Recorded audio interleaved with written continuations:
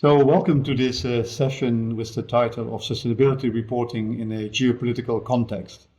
So I have three distinguished panel members with me today to discuss what is happening in the space of sustainability reporting. As many of you will know, we've just been through the first year of reporting in Europe under the Corporate Sustainability Reporting Directive, which has been an experience for many, and we will be covering what the experiences have been so far.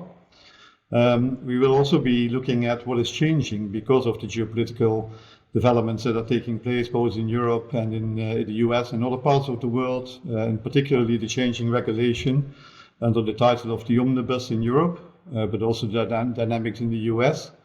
And then ask the question, what does it actually all mean for our agenda, for actually what we want to achieve with sustainability reporting, and that is actually tackling some of the challenges that we have as a world, whether it's climate change or social injustice or other changes that we want to achieve. So to discuss that today with me are, as I say, three distinguished speakers. Wouter Nijmeijer. Wouter is a Senior Vice President Tax and Accounting at Koninklijke Ahold Delhaize, one of the global retailers in the world, and Wouter will tell a bit more about the company in a second. Noortje Corbeij. Noortje is the Senior IFRS and ESG Reporting Specialist at ABN AMRO, one of the major Dutch banks. And we have Professor Dr. Jan Bouwens with us, Professor at the University of Amsterdam and Research Fellow at the Cambridge Church Business School. So, ladies and gentlemen, very much welcome to this panel. Jan, maybe when I can start with you, can you expand a bit on your role at the university and also in context of today? Yes, thank you, Mark. Indeed, my research is in performance management and performance measurement, looking at metrics that are used in firms, by firms, to communicate externally and internally. So that's what I'm looking at. And much of my research agenda is to do with how performance metrics in the environmental space, how they are introduced in firms, and both communicating outside, so in reporting sense, as well as inside, how that you make managers think of environmental issues in firms. Okay, well, and so this debate today should actually add quite nicely to that, and to hear from Wouter and from Noortje actually how that is taking effect in their firms. Wouter, maybe also ask you maybe a bit of a further introduction of yourself and also of Ahold Delhaize.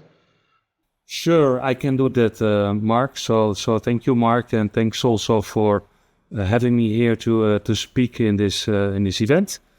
To explain a bit my own background, so within Ahold Delhaize, I'm responsible for the tax and accounting and reporting function. Particularly for the reporting function, I'm responsible for both the IFRS and ESRS or the CSRD, the sustainability reporting requirements that we have to do as Ahold Delhaize. And then to tell you a bit about Ahold Delhaize. So Ahold Delhaize is a listed company in the Netherlands. We operate mainly food retail, operate 17 brands in Europe and the United States. In the United States, we operate 5 brands on the East Coast, and then we have 12 brands in Europe. And just to give you a bit of background, so 65% of our revenues relates to the US, and 35% are European-based. So that's good to know as background when I answer some of the questions that you might have on the geopolitical volatility or arena that is, I think, changing. And then on food retail, maybe not everyone knows it, but food retail is food production, of course. And food production generates globally around 25% of carbon emissions. So our scope 1, 2, and scope 3 emissions and targets on that are really important to bring those down in the foreseeable future. Yep. Thank you, Wouter. And Noortje, also maybe a few more words on you and your role within the bank. Yeah, thank you very much, Mark, also for having me here on this panel. My name is Noortje Corbeij. I am the chartered accountant by trade. I work within the finance department within ABN AMRO, and I'm a reporting specialist. So my job within ABN AMRO is to look at the new legislation like the CSRD and IFRS and translate that into requirements for our bank to report on sustainability. For the people who don't know ABN AMRO as of yet, we are like one of the larger banks in the Netherlands, one of the 4 larger banks in the Netherlands, and we predominantly operate in the Netherlands and in the northwest region of Europe. But besides a huge mortgage portfolio that we have on our books, we also have quite a big corporate portfolio. And obviously, our corporate clients are within various sectors and within various parts of the world, including also the US, but also other areas within the world. So definitely, we also are facing geopolitical questions that I think everybody else is facing in the world. All right, thanks, Noortje. And then a few words about myself. My name is Mark Vaessen. I'm a partner at KPMG for many years. I am at the moment within KPMG globally the global head for sustainability reporting and corporate reporting. And in addition to my roles at KPMG, I've always been active also in various other organizations, been on the board of SASB, at the moment on the board of IFAC, the International Federation of Accountants, and I'm the immediate past president of Accountancy Europe, so a lot of interaction also with the Brussels scene. So far for the introductions, then really let's get on to the discussion. And as I said, maybe first, as we have gone through the first year of reporting under CSRD, and this was, in my mind at least, a really major shift from voluntary reporting to a much more regulated mandatory reporting regime, even though not all countries in the EU, including the Netherlands, have already put the CSRD into law, but it felt like it was mandatory for all.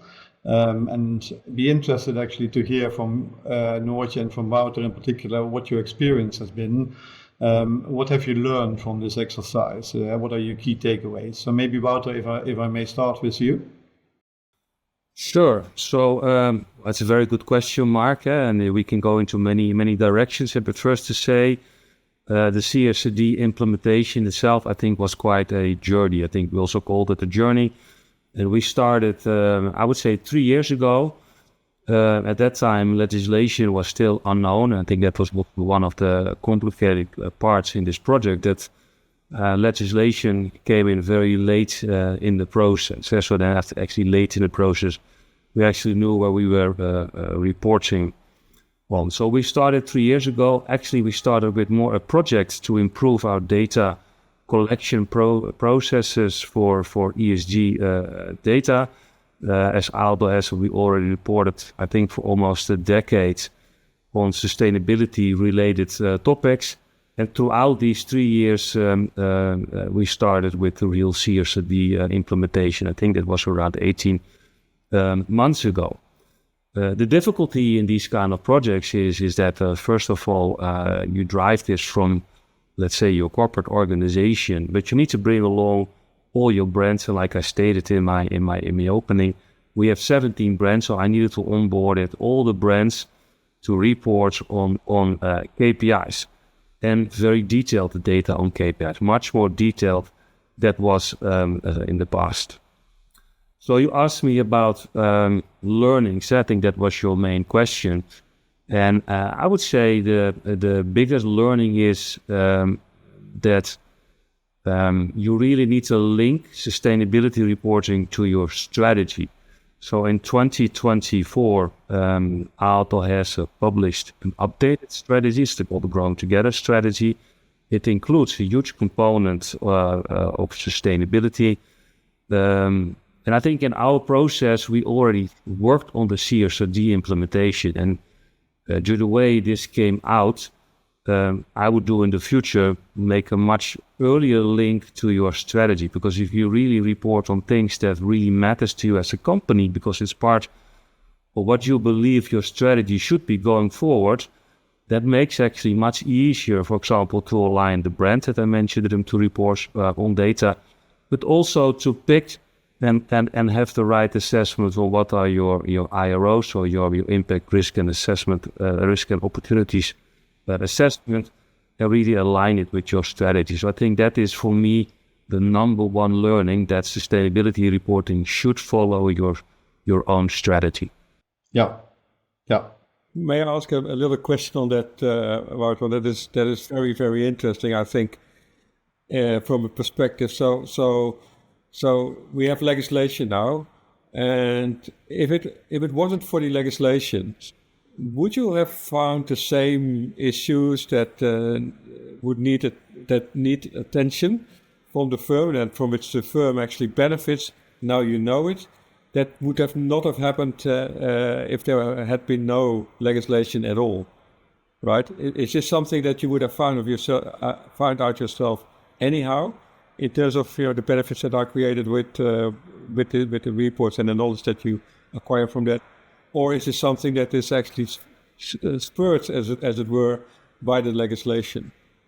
Good question, Jan. So my answer is actually, I think, 80% of all our topics we already knew were part of our strategy. Yeah? Mainly all the topics, first of all, that relates to your own operations. I think there's nothing for us, nothing new. And for the value chain, I would say most of the topics we also already knew. So for example, Scope 3, we report already on it for years. Same for plastic packaging, which is a topic in food retail. But also I can tell you what the double materiality assessment brings is to really do another deep dive in all the topics that might impact you as a company. So I think we went much more deeper into things like nature. So nature was already on our list. Doing a deep dive, I think we saw that we might need to address more topics than maybe initially we thought about this. This is actually still in progress because we reported nature as a topic where we still need to fine-tune and define our strategy on this. Thanks, Wouter. And that was a good question, Jan. Let's now turn maybe to Noortje and ask the same question. Noortje, your key learnings and takeaways from a first year and after a very busy season. Thank you very much, Mark. Yeah, as you know, we are a wave one company, so we had to apply the CSRD and IFRS as per the 1st of January of last year.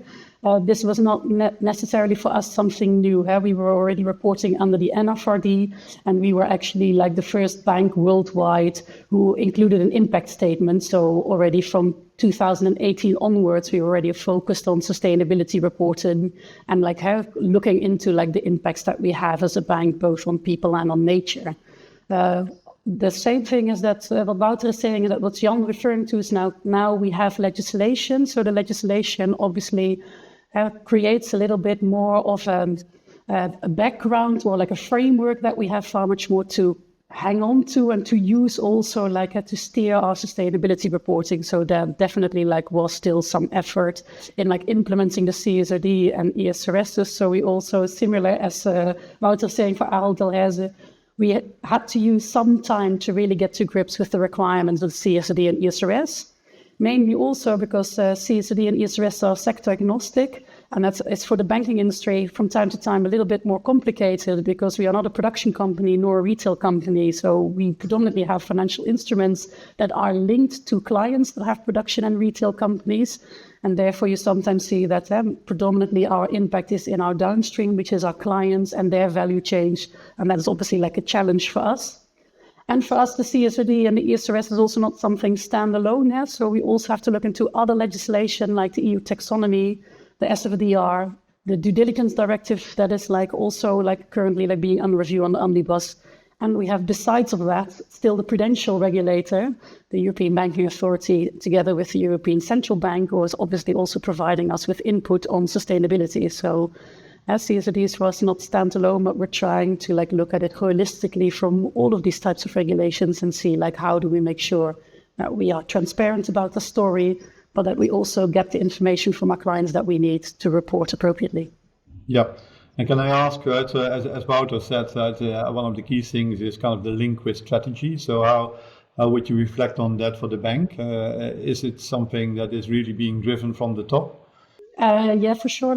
So also in our strategy, one of our key pillars within our strategy is sustainability. And the similar as what Wouter is saying is your sustainability strategy really drives obviously your KPIs. Also, it drives how do you want to report? What is the transparency? What are the things that you are facing as an entity?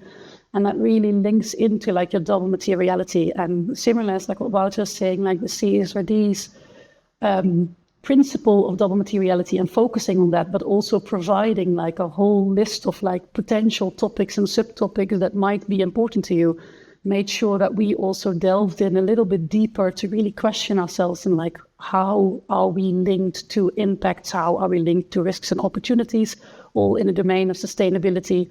And also, where do we see sectors are moving? Where are clients at? How do they perceive their transitions? So it sort of gave us a structure again to delve a little bit deeper onto topics and topical matters, and to really figure out where in our organization are we linked towards impact. Yeah.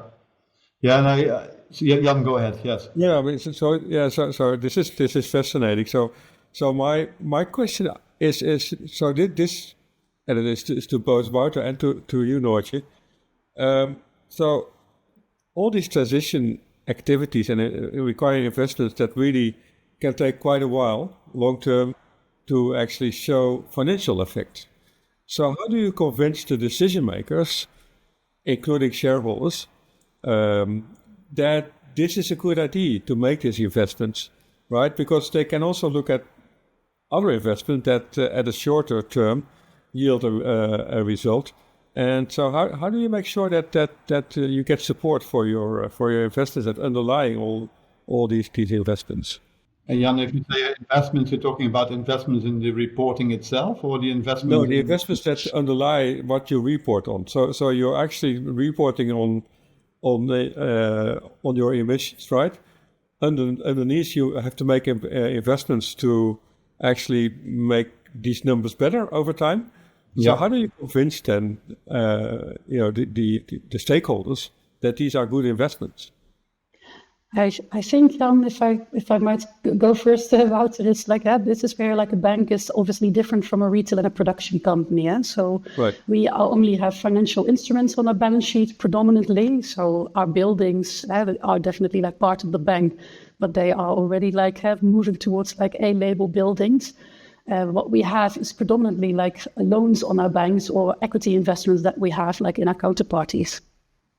Yep. And you see that's in the discussion, what should we do as a bank? Yeah, what our aim is to obviously help our clients transition and put the money there where it's needed to help our clients transition. So we far much more look again into our downstream and into our clients, and obviously have to ask them how do you need your transition to look, and how can we help you with our funding? So fundamentally, the bank's business model doesn't change.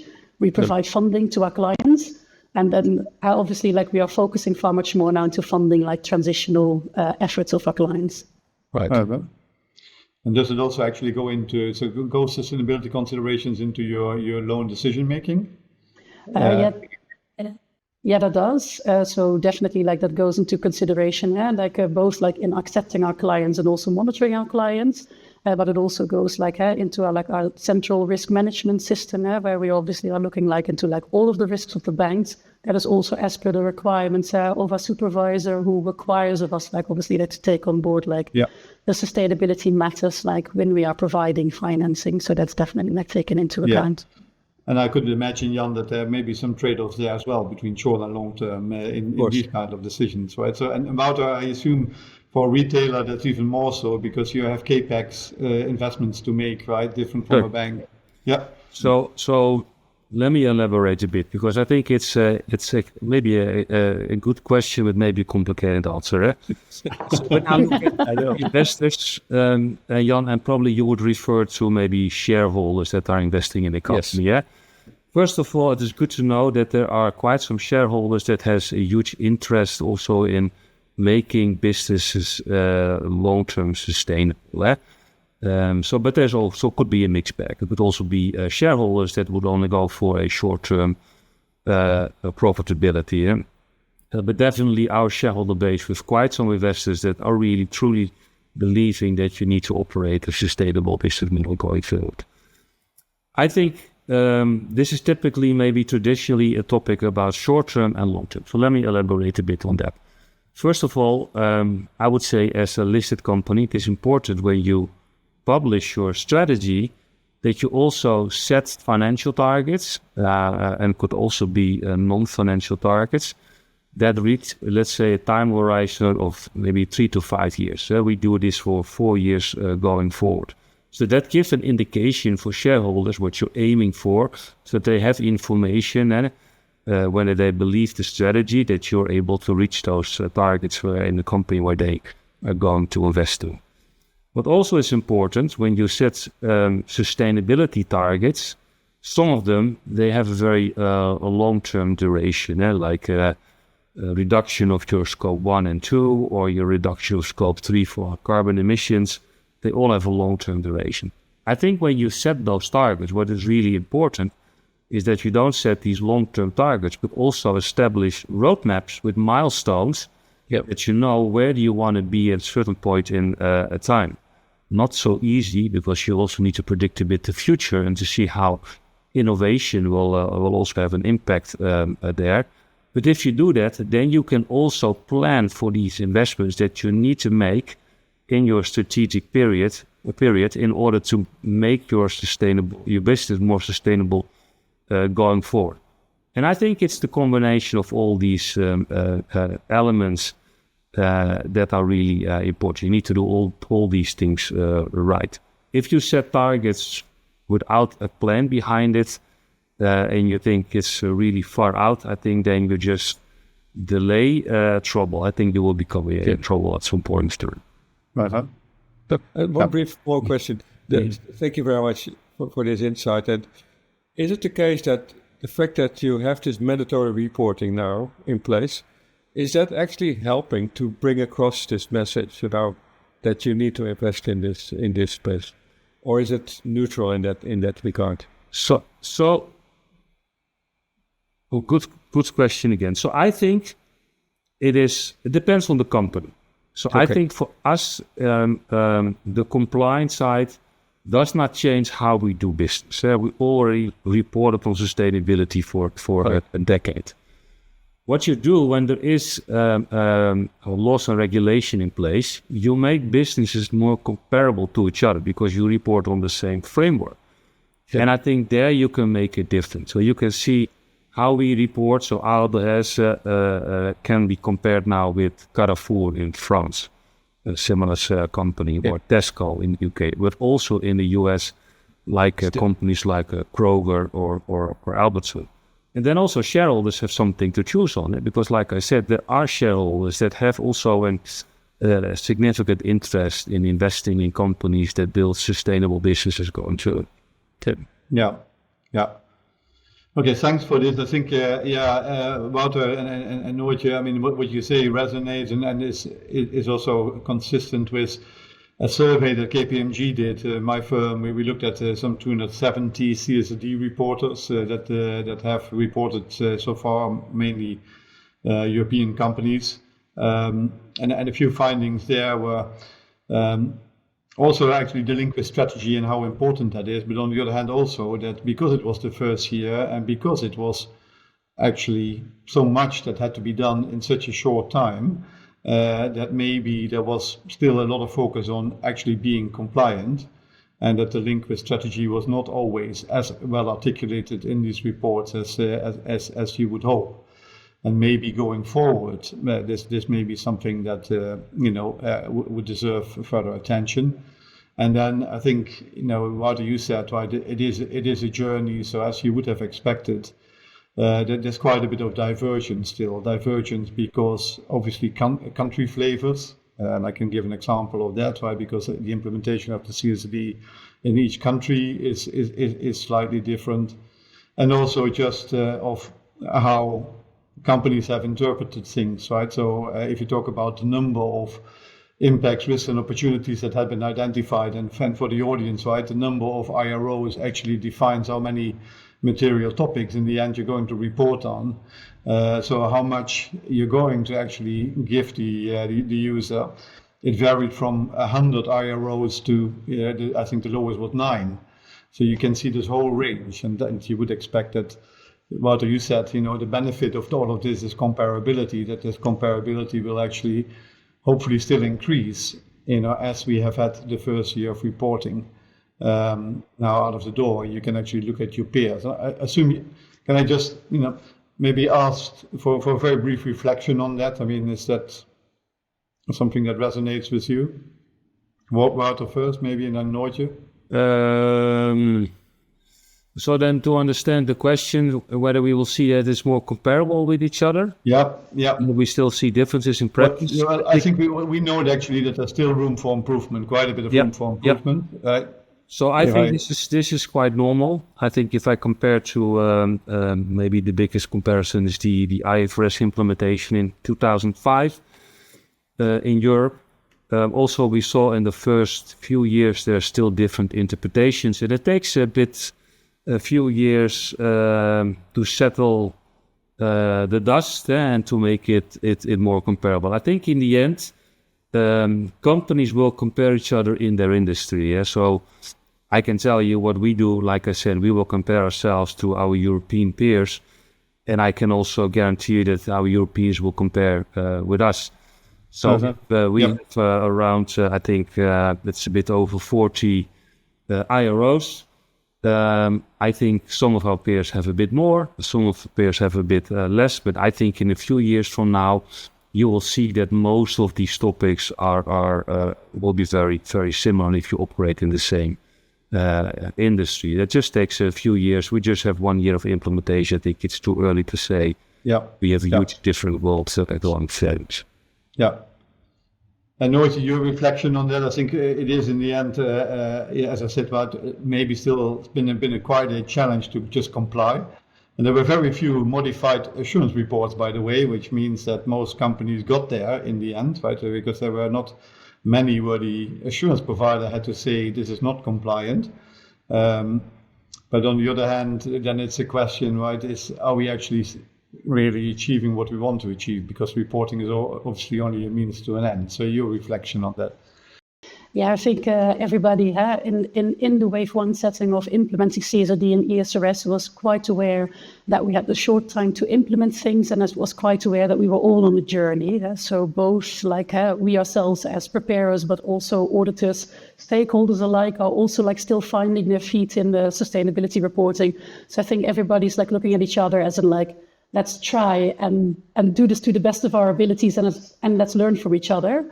I hear everything that Wouter is saying. We do exactly the same. Obviously, we look at our peers and our peers look at us, and we obviously also have discussions with each other. How do we look at the regulations? What does that require of us, and how are we going to meet those requirements? I think the thing that is now obviously that we're now facing within the European Union is that the regulation is again going to change, and that creates a difficulty for all of the wave one reporting companies, is where there's not at the moment already a steady state in the regulation. So by definition, things will change in the coming years, not necessarily because you're only improving them, but also because the regulation is changing. And that, I think, is a story that we will have to carefully explain to our stakeholders, that we take them with both in the changing of the regulation and obviously within the improvements, and potentially also the changes within strategies and in focus areas that we have as preparers ourselves. So it becomes quietly an interesting time, I would want to say, in reporting, to make sure that you get that across in a few hundred pages in a nice report. Yeah, well, thank you, Noortje, and you gave me actually the perfect bridge to where I wanted to go next, and that is the changing regulation, the changing dynamics around ESG sentiment, if I may say it like that. And maybe for our audience to very briefly summarize what's happening, right, in the EU, the focus has actually shifted a bit from the Green Deal to the competition position and competitiveness of Europe, the growth agenda, not fully abandoning the Green Deal, but maybe somewhat lower in priority.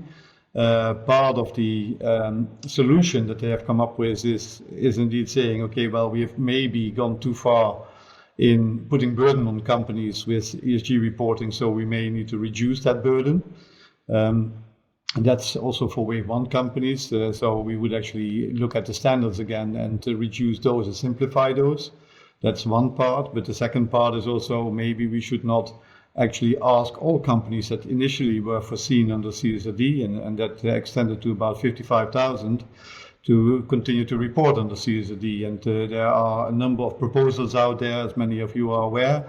Under the omnibus proposals, the Commission is saying 80% of those 55,000 would no longer have to report on a mandatory basis under the CSRD. So that's quite a dramatic scope reduction if you look at that. So let's maybe focus a bit on what that means, right?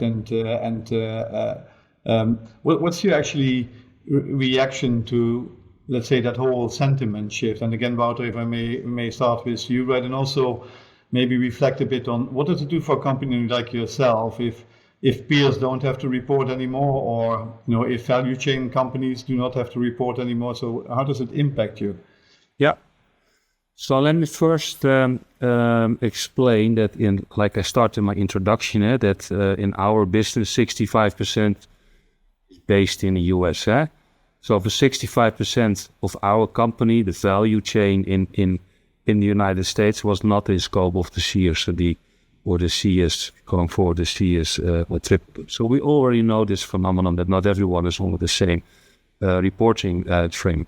If we go back to Europe, then of course it would help if we all follow the same standards.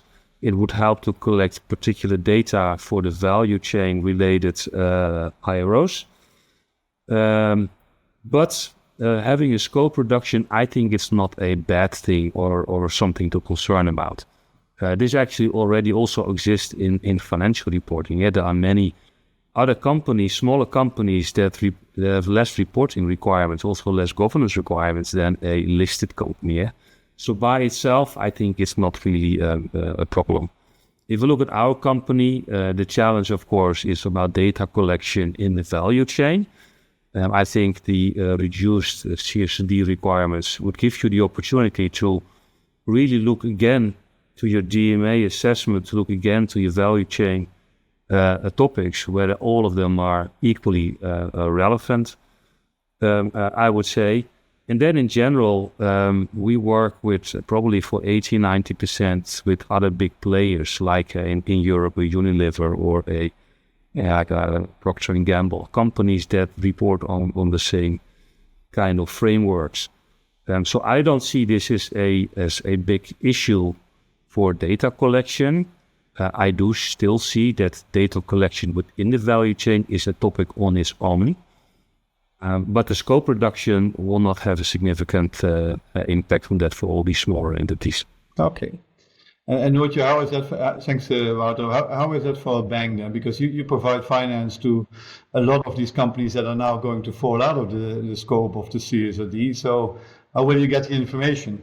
Yeah, for us that is slightly different. So I agree totally with Wouter. For us as a company, the fact that other companies do not have to report under like the CSRD, that doesn't necessarily mean anything similar to what Wouter is saying. We are a listed company. We've already been aware that we have other reporting duties than smaller companies have, or non-listed companies have, or not even like in the companies in the public good, which is a bank also is. So we fully accept our responsibility there. And we already had, as I said, from 2018 onwards, an impact statement. So that is not going to change, that we want to report on sustainability going forward. Where we do really see like a significant challenge for us is that indeed, like most of our impacts are linked to us via the funding that we provide to our clients. So are mostly, as I said, like in the downstream of our value chain. So with our clients, the sectors that they are within and in their own value chains. So for us, like data on our downstream value chain is very important to obtain. And we can also see here that like the prudential framework and our supervisor is on a different mindset than is like the mindset currently in general purpose reporting. So our supervisor really emphasizes the fact that we should show ourselves as being able to, I want to say control, but control might not be the right word, manage might be a better word, our sustainability risks that we are facing, including climate risk and environmental risks, And that for that, we really should have appropriate data to really be able to really identify, but also manage, mitigate, remediate if needed, all of those risks. And that's where we see tension between what are our possibilities under the CSRD and obtaining information from our clients. As you rightfully said, Mark, the majority of our clients do not have to report on the CSRD. It's actually a real small portion in a corporate portfolio that only has to apply the CSRD. So yeah, for a large portion of our funding, we would really rely on similar things as the CSRD. But if the CSRD is no longer applicable to these entities, we would have to find other ways to obtain quality data also. So I hear what our supervisor is saying there, is that if you want to have a good view on what is happening with our clients there, we need to have quality data one way or the other. Yeah. Yeah. So, Jan, you have a question? Yeah, may I have a short question? So the Dutch National Bank imposes on you to actually achieve targets in this space. So when you, for instance, decide to finance SMEs, they're going to ask from you that these SMEs are going to produce less emission. Is that what is the requirement?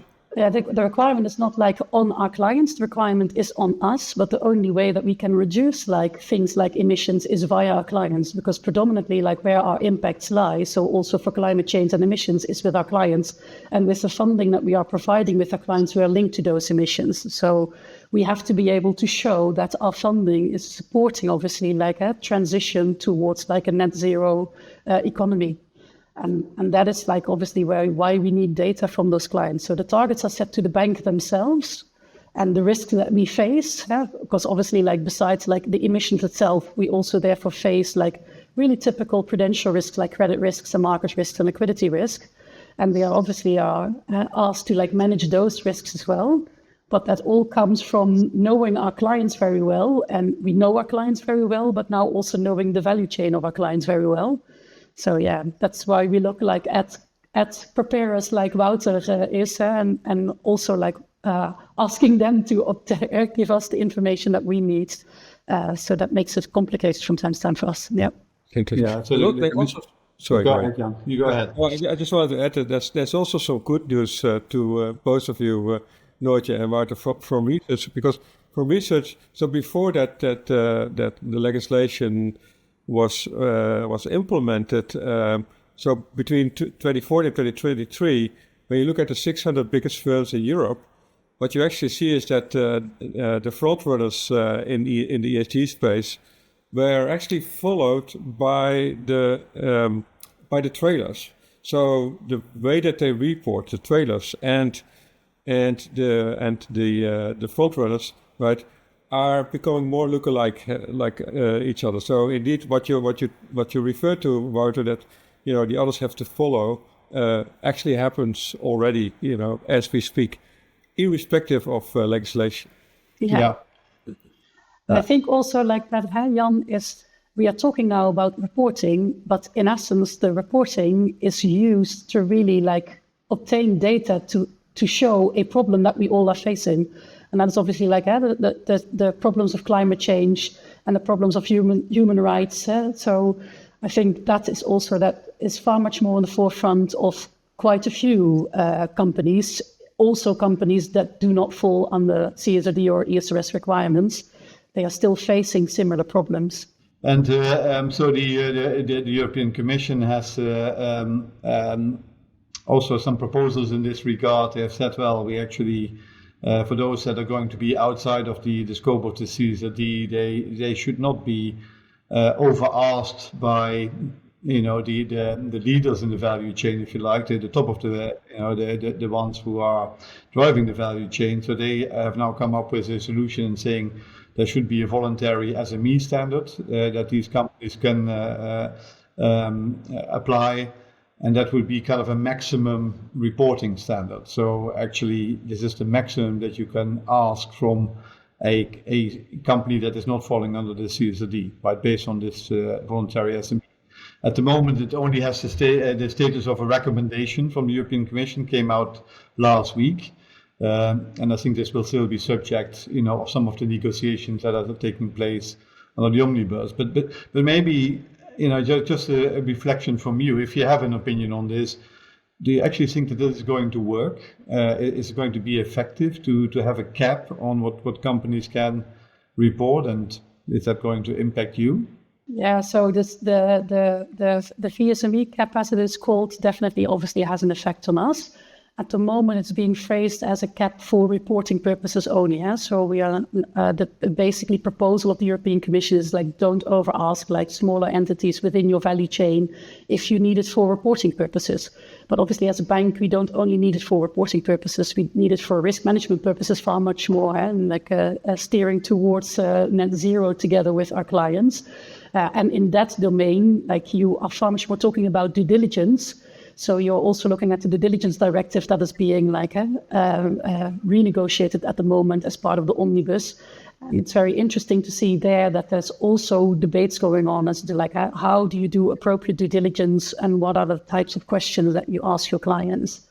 Now, if the VSME cap, because I've also heard rumors that the VSME cap might be a mandatory cap on all the information that you potentially might ask of your value chain clients and actors that are smaller and do not fall under the CSRD, then we would be significantly hampered as a bank. And then like the tension within like the requirements that we have from a supervisor, that will be like seriously like interesting, at least to say, or like a serious question mark is like, how are we going to like resolve that then? But I think a lot of people are aware that there's like challenges to be faced. So I also hear like that a lot of people are still like contemplating on like, what does this VSME cap really should look like? And also the standard as it stands now. So there is a VSME standard out since like midway this year.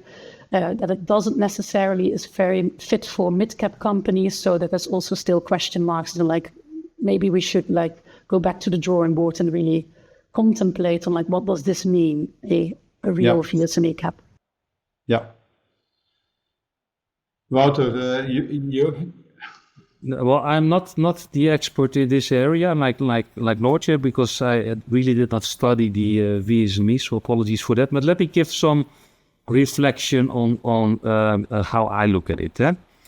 So I think within the world there are a couple common themes where every company should be able to report. So I think if you look at your own carbon emissions, most of the company should be able to report on, which is important for climate change. I think topics like human rights, Noortje mentioned it already before, I think is also a very important topic that in your own operation, and let's start with that, and then maybe the value chain, you would also like be in compliance with, let's say, the regulations for human rights. Maybe DE&I, similar topic for your own operations.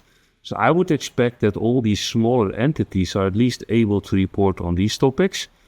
Then if you look at the CSRD, and when you do your DMA and you identify your IROs, you might identify very, very different value chain topics, industry related. I think for those topics, maybe it's not that relevant for every small entity to report on it, but for those common themes where we have, I think, in the world, common acceptance that those are important topics, I would expect that even if you don't are obliged to, that you can still report on it. Yeah, and maybe we should find means of reporting differently than through a reporting standard, right? Maybe we should actually go much more towards the central databases where you exactly could actually, I also think that today's reporting on value chain is still significantly judgmental and an estimation of the actual performance, because due to the lack of timed and reliable data. Another solution could also be that if you have an important industry topic, that you ask also for smaller topics to sign up with NGOs in order to make an impact. To give you an example, so for big companies, they're all signed up for the SBTi targets, which is for carbon emissions. But for other topics, like in food retail, we can ask smaller companies to get registered with the Ellen MacArthur Foundation, which is an NGO that focuses a lot on reduction of virgin plastics. So that would be another alternative to get to the same goal, but then without having all these detailed reporting requirements and data. And the question also is sometimes, Mark, is for smaller companies whether it really has to be a reporting. So, for example, we never ask like our mortgage lenders, like, what is your emissions? Because we know, because there's just a label on their house. You very often see also for smaller entities, if you're just the baker around the corner, you have like also a building with an energy label and maybe a car with an energy label, and that is already like more than enough. So via other means, there's already information out there that we potentially could use rather than asking those entities to officially report on it in the reporting capacity that we're talking about now. Yeah. Okay, so we shall see whether the VSME in the end is the ultimate answer. So we zoomed in a bit on the more technical aspects. What I would like to do now is actually zoom out again a bit and look a bit at the bigger picture, right? Because we said this is sustainability reporting in the geopolitical context. We see in the US, obviously, that let's say that the discussion around sustainability reporting, but sustainability ESG in general, has been quite politicized, and so it's more difficult nowadays for companies to navigate that landscape. There will not be any mandatory reporting at the federal level, from the federal level. So I understand. There may be from the at the state level still. Wouter, maybe especially a question from you, right? So how do you, first of all, how do you navigate that, especially if you have 60% of your business or more in the US and also therefore a lot of peers in the US? And also, and that's a bigger question that I will also ask you, Noortje. I mean, in the end, is all of this actually going to impact on the ambition that we had and the ambition that you had as a company in achieving certain targets?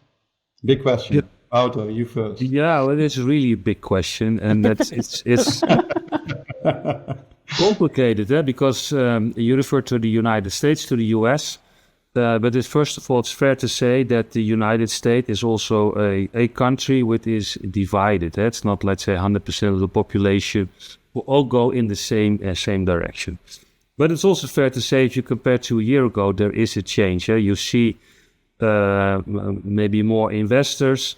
They speak up more that you should not make all these investments in for example, decarbonization of your business. We also see, I think, and that's also known, a change in the DE&I policies. Many companies announced already that they are in the process of changing, or they changed already the policies. So there is a shift. On the other hand, I can also tell you that in the United States, being also a country which is divided, there are also very strong shareholders that still believe in, like I said in my opening, still believed in building a sustainable business. There are also very active NGOs that support it. So to answer your question, because this is not an answer to your question, I think you should firmly believe in your own strategy and follow that strategy. I'm not in favor of setting, let's say, US targets versus European targets. I think as a company, you establish your strategy, you communicate your strategy, of course, to the outside world. You get feedback from it, feedback on share price movements, but also feedback from different stakeholders. And then you need to really define what is the best for the company as a whole. And that means that you need to make choices. And making choices also means sometimes that there are some trade-offs. But you need to explain then the trade-offs. And then investors can decide, I want to go for A or I would like to go for B. So far, I think this still works.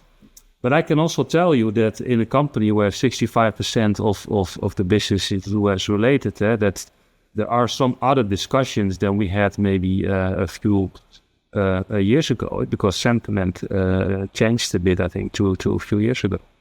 So it's not so easy at once. And we also need to see how this would develop. But I would clearly like to say that let not 100% of US population focus into a very complete different direction than they did maybe 1 or 2 years ago. Right. Noortje, thank you, Wouter. I think that's very illuminating. Noortje. Yeah, and I think to add to what Wouter is saying, like also in the European Union, there's still division. So given now that we are now entering once again the debate within the omnibus, like how should we like focus on sustainability reporting, there are also parties who are calling for maybe to even abolish the CSRD completely, whilst there are also parties who are saying like, well, we shouldn't even do a reduction or simplification. So it's not only like the US that is pushing that, also within the European Union, we are still like, on a journey, as we say. It's like, what do we really want with sustainability reporting and what are we aiming for? I think our CFO, Ferdinand Vaandrager, said it very nicely a few months back in the newspaper here in the Netherlands, that he's really focused on value creation. It's not so focused any longer as like a typical CFO, only like on financial KPIs, but he says like, value creation is what we are looking for at the moment, and also like what is driving everybody forward. And within value creation, it's undeniable that you are looking at things like your own work stuff, which is a topic within sustainability. And you're also looking at like climate change, because that is like a real threat that our clients are facing. So I think if you take it from that perspective, then by definition, almost within your strategy, you're looking at sustainability developments, same as you look at other developments.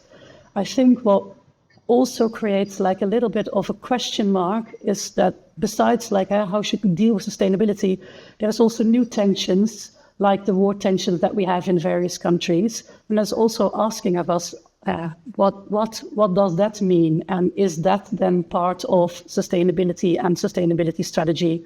Or how should we like perceive that? So I think it's not only looking into the US and the changes that they are making, but I think as a world we are like in development, and that therefore also sustainability reporting is in development.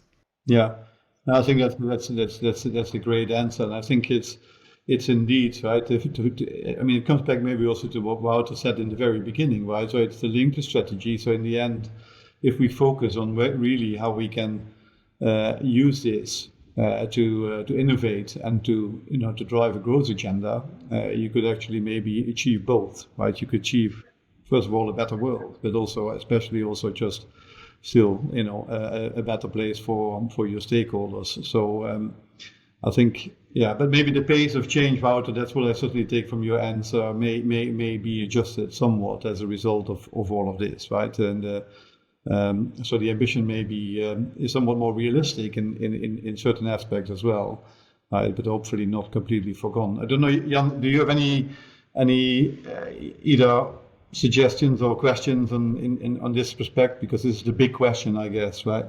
It is a big question, but I tend to compare it to the quality movement that we had in the 1980s.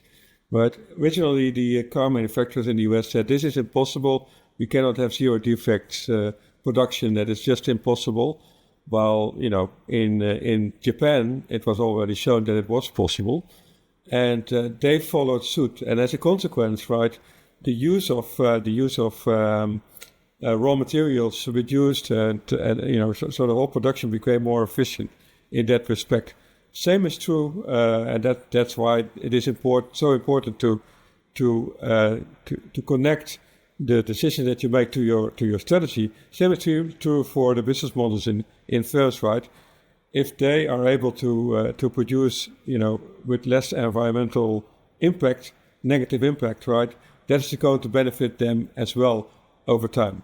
Even if they say, well, this is now impossible, even if some politicians now say this is impossible, right? At some point it will be shown that it is possible. And I also make this comparison to Texas, where the idea was, well, maybe it's not so good. Maybe it's not good to actually emphasize the environment. If there's any country in the world where electricity is produced with sun, right? The biggest country in that respect is Texas in the world. Yeah. Economics doesn't work sometimes also. Exactly, and I think Noortje mentioned it. So value creation and sustainability, I think they should go in the hand. And I think it's not easy. I also don't have all the answers for every topic, but we need to think about what is the value proposition behind it. How can we make this a value driver? then your conversations are much easier because everyone is in the game of creating value. Right? Yeah, absolutely. Yeah. No, thanks for all of these reflections. I think it's been a great discussion so far. We have a few minutes left, and before I start to kind of sum up things, one final question, because we are having also a large academic audience and that we're talking to in this session, and maybe it's a good question. So if we look at what we've learned in the past year with the experience of implementing CSRD, are there any areas where you think there would be value in having more research? And any thoughts on that? Wouter, can I Yes. start with you? Yeah. Mark, I thought about this. I have two topics. One I already mentioned here. I think from an academic perspective, I think we can still do, some research can be done how to solve reporting from topics from the value chain. I think this will remain a complicated area going forward. So is there another way to do this, to make this easier? Maybe using AI technology, or I gave an example, if companies would sign up for an NGO. But there could be other ways, could be some innovation done here. So that's one. And then the other one, in this meeting, we discussed a couple of times the double materiality assessment. I also believe that there is a relationship between the double materiality assessment and the enterprise risk management assessment, already done for decades by all listed companies. I think we still report it really standalone. There is, of course, a link. Maybe the enterprise risk management is a bit shorter duration than the DMA, but I think we should also find a solution to combine this going forward in one, let's call it risk assessment, because both are risk assessments in the end. Thanks for these suggestions. I don't know, Noortje, whether you have any further thoughts on this. I have one myself, but I ask you first. Oh, thank you very much. No, I definitely also have thought about this. Thank you, Mark. And I also would want to say, we talk a lot in this panel about like reporting, and that's also where my expertise lies. So my heart lies there as well. I think also the question is like, how effective is this all? Because it's obviously not about reporting. It's all about like, are we going to achieve exactly what you said, like the objectives that we set and the KPIs that we've set, and are we going to achieve like a net zero transitioned kind of like economy that we have? So any research into that would be rather welcome. And I think to add to that, I think like also what we are still quite struggling with as an entity ourselves, but I think like the whole world is like, how do you really measure impact? We have a tendency to know what is impact. We know that quite well when we talk about climate change and emissions, but for example, in biodiversity, we're still struggling to figure out like, what do we really mean with the impact on biodiversity? We all have ideas by it, but it would be really helpful within like science, we have like a set definition and a set way of like looking at it, so that we can obviously like use that to really move towards effectiveness, if you will. Yeah, which is a very good question, right? Because reporting is in the end only about adding transparency and accountability, but yeah, does that then also have a visible effect in the end on outcomes, right? So that's the question. I had one, Jan, from the survey that I mentioned that we did. We saw that you know that in Europe we have to do the double materiality, so you have to look at two angles as to what you report. First of all, what are the impacts that you as a company have on the people and the environment, and then you also look at financial materiality, which is the impact that the environment and people have on you as a company. And so and we actually saw that in companies looking at the number of topics to report on, the IROs, actually there were many more impact materiality topics than there were financial material topics. And I think that discrepancy was actually quite an interesting one. Wouter and I have had quite some conversations about it in the past. And I think Wouter also at Ahold Delhaize, that was actually the case, right? Because there are a number of topics that are purely impact material.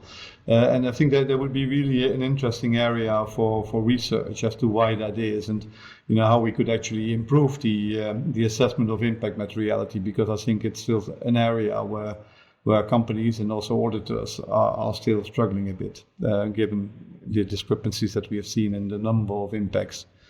And sometimes it can just be because it's not very clear to whom you are reporting. When we're talking about financial reporting, it's very clear that we have a clear primary user that we're reporting to. I think on impact, that's sometimes much more difficult. It is difficult. Yeah. Yeah. Let me, because I know that we're getting towards the allotted time that we had for this panel. Maybe try to come to a few conclusions. I think overall, from what I've heard today, is that the first experience with the CSRD has not been bad at all, right? Is what I hear from Noortje and from Wouter, and I think it definitely also has brought some benefits, despite maybe the narrative that it was all too much. I think it's very clear, as long as you actually link the reporting to strategy and to something that is really matters to the company itself, then it starts to live, and then you start to make real progress. So actually, the more we can do that, the more effective the system will be, and we stay away from a compliance mindset. And the other conclusion that I draw from this is that, yes, there is geopolitical turmoil, and there is a discussion about, commitment to sustainability, but at least here we conclude it can also be a driver for innovation and growth. And although, the pace of things may be adjusted a bit, I think the overall objectives are still, absolutely there to achieve. And so therefore the agenda won't go away. That's my shorthand. Can I just ask Jan, Wouter, Noortje, any final thoughts from you before we close? Jan, I give you the floor first. Thank you very much, Mark. I actually, echo the point that you make. So ESG is not that, and ESG reporting is not that at all. What we are looking at is indeed a setback, but that is something that we have to go through. What we see from research, at least, is that there is an impact, but it's not the case that now the firms are abandoning this agenda, because they have been investing in this, right, and they want to also see a yield in not necessarily in reporting, but in the investments that they made actually in this transition. So they will keep doing that. So from a research point of view, the lights are still green. Very good, thank you. Wouter, I ask you because I want to give the last word to the lady. Yeah. I will do quickly, but we think we had a very good conversation here, Mark. So thank you for that. I think sustainability should be part of your strategy and of your core. So the topics that you identify should also be close to you. So you should identify the topics where you can really make an impact. When you think about topics where you can make an impact and it is part of your strategy, then it's much closer to see this as a value driver than as a burden, or that ESG reporting is a compliance burden. So I think that should be the approach that you should always follow, which I've seen also here from listening to Noortje. I think that is the real message, I think, from the first year of the CSRD implementation for me. Thank you, Wouter. Noortje, the last word. Yeah, thank you very much. Well, the ESG reporting, as Jan said, is definitely not that, because we are well on the way in preparing our 2025 sustainability reporting according to CSRD and IFRS. So lots of people are already working on that. Yeah, and what we were saying, I think the beauty of the CSRD and the IFRS is it gives you a framework to really be transparent about where you currently stand, and everybody accepts that you are on a journey and that the journey will continue for many years to come. But just tell us where you are and tell the narrative as into how does it fit indeed with your strategy and where we are going. And that is the basis of reporting. So that definitely isn't that, because it's just part of like who we are, whether it's financial or non-financial reporting. It's just the narrative of our company. Okay, thank you very much. Thank you all very much for this conversation. I thought it was a great conversation. I hope our audience also finds it of interest. Again, thank you for that. And with that, we close this session. Thanks a lot.